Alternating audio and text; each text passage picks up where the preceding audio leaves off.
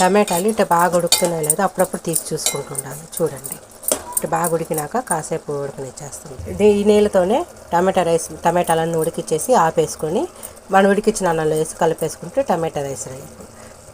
ఇప్పుడు మీకు నచ్చితే లైక్ చేసి సబ్స్క్రైబ్ చేయండి. ఎందుకు టమాటాలు ఉడుకుతున్నాయి 10-15 నిమిషాలు ఉడికిపోతుంది.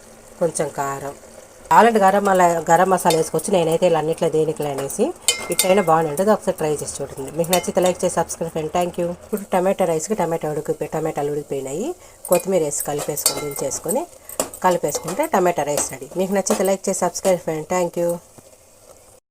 ఇప్పుడు అన్నం ఉడకబెట్టుకొని ఇందాక వేసుకున్న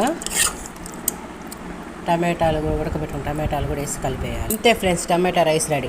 మీకు నచ్చితే లైక్ చేసి సబ్స్క్రైబ్ చేయండి. Thank you. ఇప్పుడు అన్నం ఉడకబెట్టుకొని ఇందాక వేసుకున్న